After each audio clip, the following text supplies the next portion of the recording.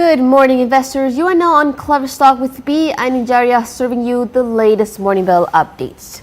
Kicking it off with the opening bell updates on our local market.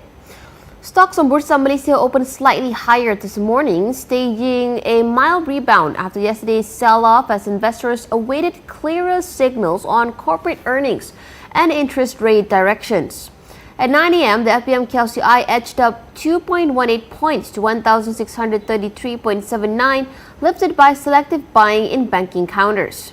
TA Securities said the local market remained in a consolidation phase due to the absence of strong domestic catalyst, but sentiment could improve following private U.S. labor data that pointed to a weakening jobs market, raising expectations of another interest rate cut by the U.S. Federal Reserve in December.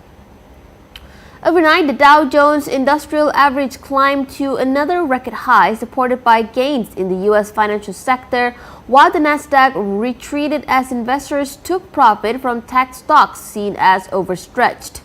Malacca Securities noted that optimism surrounding the potential resolution of the U.S. government shutdown may also spill over into the local market.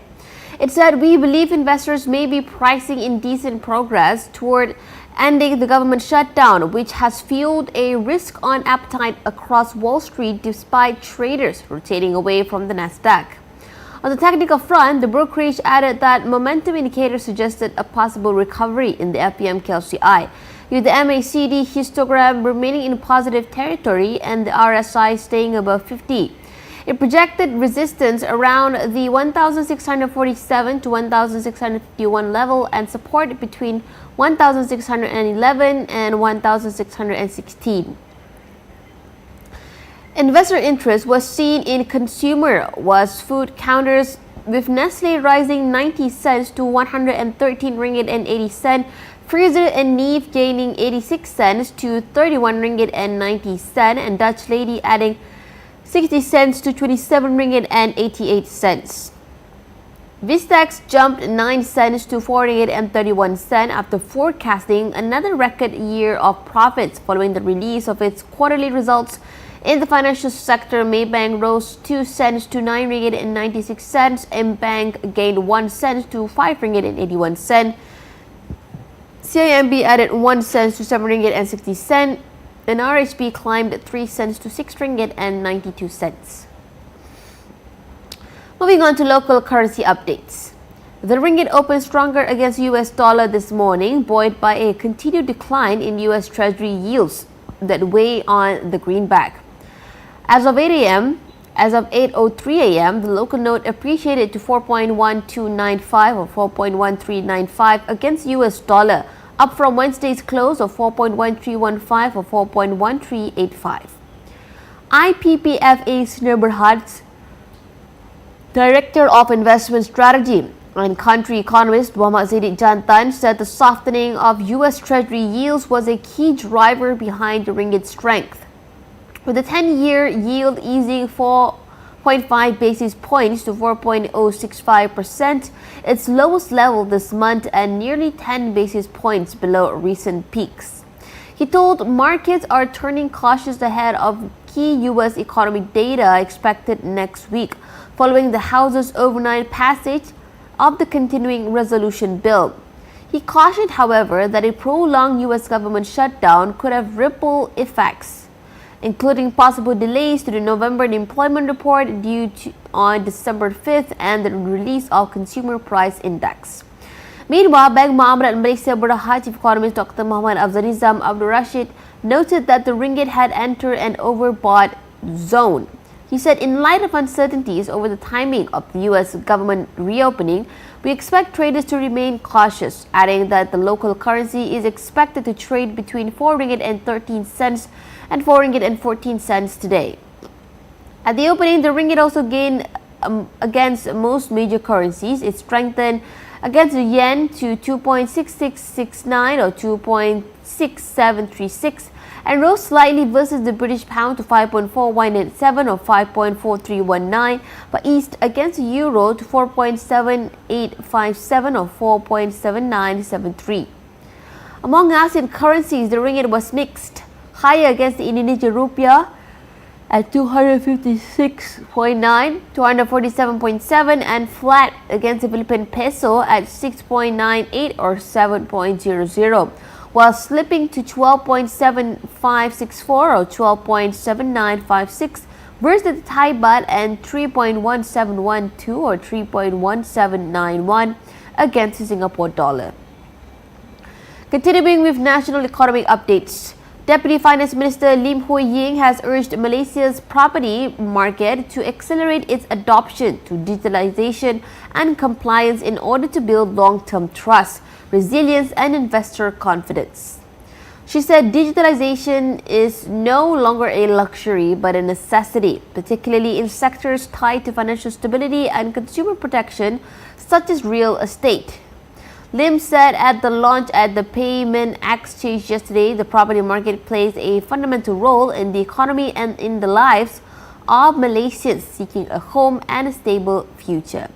Payment Exchange is Malaysia's first transparent and compliant property payment platform developed by Informia Geolitik Sdn Berhad, a subsidiary of Informia Berhad with support from PEPS Ventures Berhad.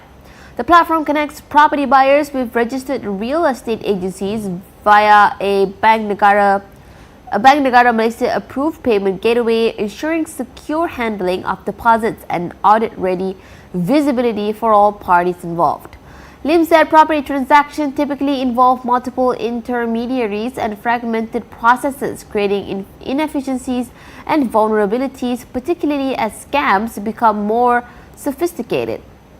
By integrating verified data, valuation workflows, and secure payment trails, she said digital tools can help enhance accountability and transparency across the real estate ecosystem.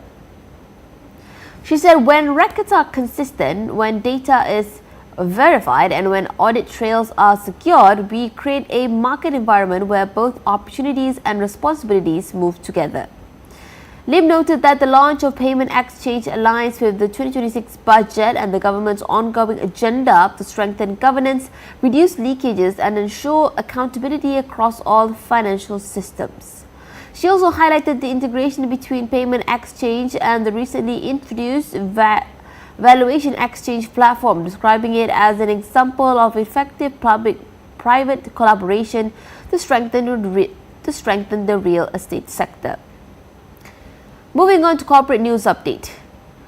Garden International Schools GIS has unveiled its new 100 million ringgit state-of-the-art sports complex, marking a major milestone in its mission to develop relevant, responsible, and resilient learners.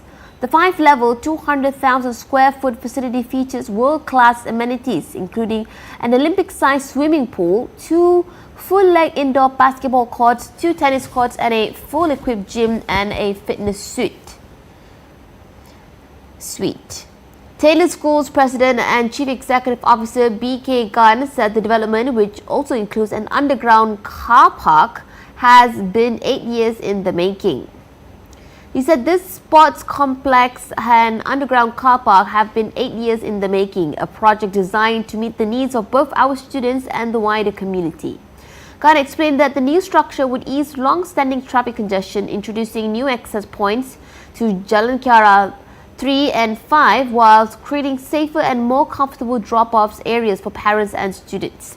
The new sport complex represents phase 1 of GIS broader campus transformation plan, which began with the addition of a new basement car park, an alfresco dining area, and a FIFA standard youth football field. Looking ahead, GIS plans to invest another 85 million ringgit in phase 2, which will feature a performing arts center aimed at enriching students' creative and cultural experiences. Gunn emphasized that despite these large-scale infrastructure upgrades, the school is not expanding its student capacity. He added that we are not increasing student capacity. This is not about expansion, it's about enhancement. We are investing in quality, not quantity, to ensure every student continues to receive the best possible journey in education. While the project is privately funded, GIS investment aligns with the government's goal of positioning sports as a catalyst for national growth, reflected in 580 million ringgit allocation for sports development under the 2026 budget. The new facility underscores GIS commitments to holistic education, combining academic excellence with physical, social and emotional well-being. And finally, wrapping up, we have major corporate developments and deals across Malaysia.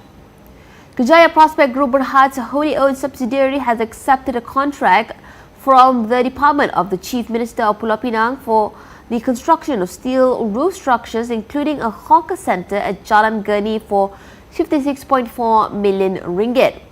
IGM Corp Berhad has begun construction of the self-financed new Pantai Expressway extensions, highlighting private sector in leadership in public infrastructure.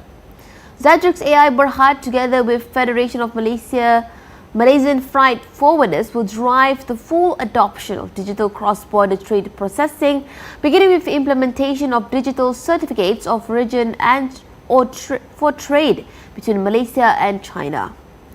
Viestax Berhad expects to post another year of record revenue and profitability after the third quarter of financial year 2025. Net profit climbed 31.7% to 25.8 million ringgit, underpinned by accelerating adoption of digital technologies, cloud computing and AI. Now, for the third quarter, New Hong Fat Holdings Berhad net profit rose 10 billion ringgit from 5.5 billion ringgit in the previous corresponding period, primarily due to narrowing foreign exchange losses. Now that's a wrap for Moneyball Updates with me, Anujarya, on KleverStock. Thank you for choosing us, investors. Stay tuned for the next live coming soon.